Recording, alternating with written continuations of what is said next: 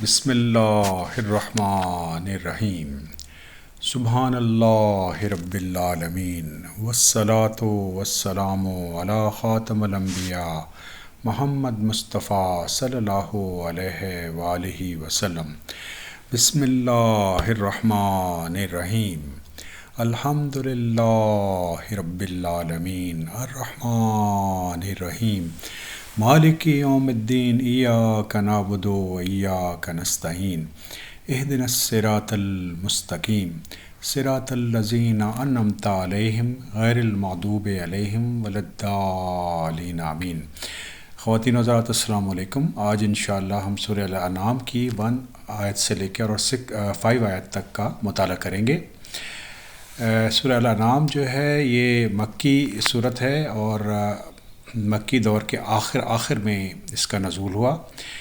اس کو سمجھنے کے لیے اس کا جو بیسک سٹرکچر یہ ہے کہ پہلے جو انیشلی اللہ تعالیٰ نے توحید اور رسالت اور آخرت کا بیان فرمایا ہے، اور اس کے بعد کفار مکہ بار بار یہ نبی کریم صلی اللہ علیہ وسلم سے کہتے تھے کہ ان پر عذاب کیوں نہیں آتا، تو مسلمانوں کو اس کی وجوہات بتائیں اور تسلی دی، کیونکہ کفار مکہ جو تھے وہ حضرت ابراہیم سے اپنے آپ کو لنک کرتے تھے۔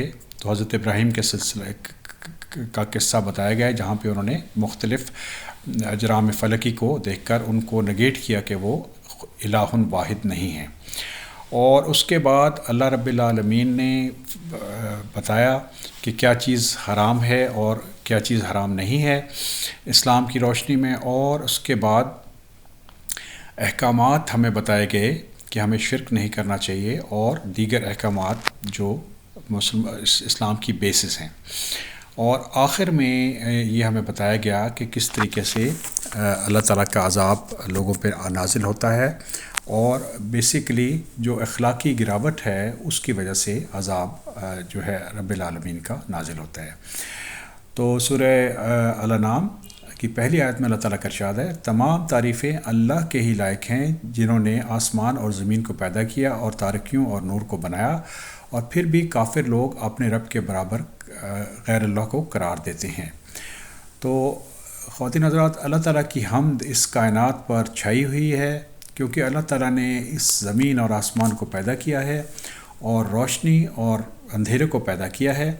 اس کے باوجود بھی جو کفار ہوتے ہیں اتنی بڑی نشانیاں دیکھنے کے باوجود بھی اللہ تعالیٰ سے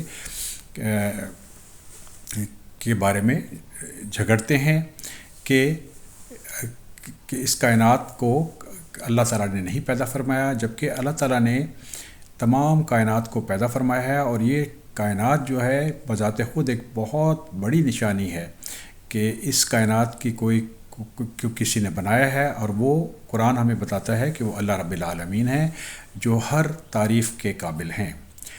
سورہ الانعام 2، وہ ایسے ہی ہیں جس نے تم کو مٹی سے بنایا، پھر ایک وقت معین کیا اور دوسرا معین وقت خاص اللہ کی ہی نزدیک ہے، پھر بھی تم شک رکھتے ہو۔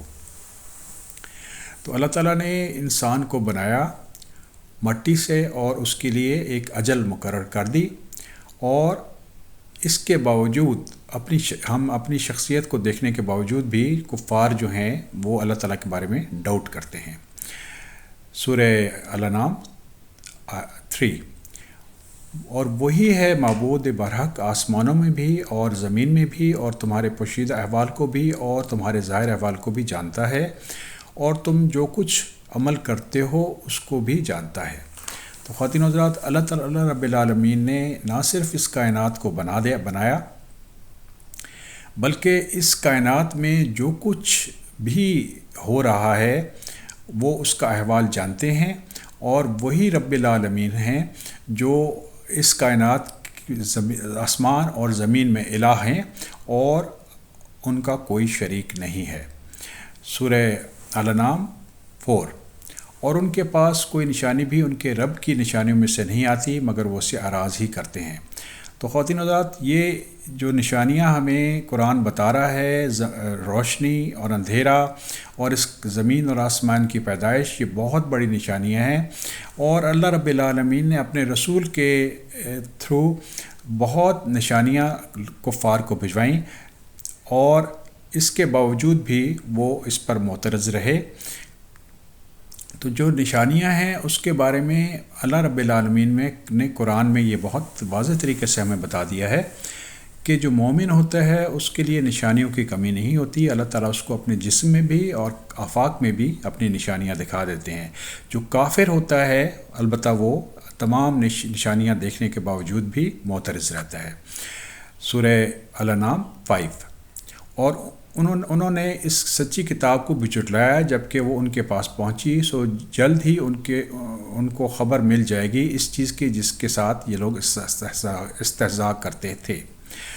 تو اللہ رب العالمین نے قرآن جو تھا حق سے اتارا، اور اس کا مقصد یہ تھا کہ لوگوں کو سیدھے راستے پہ لایا جائے اور وارننگ دی جائے کہ ان کے ساتھ آخرت میں کیا ہونا ہے، اور ان کو اس حق آنے کے باوجود بھی کفار نے اس کتاب کا استہزاء کیا، جبکہ ان کا فرض تھا کہ وہ اللہ رب العالمین کی آیات پہ ایمان لاتے اور اپنی آخرت کو بہتر کرتے۔ اللہ رب العالمین سے دعا ہے کہ اللہ رب العالمین ہمیں سیدھا راستہ عطا فرمائے اور ہماری مغفرت فرما دیں۔ الحمدللہ رب العالمین۔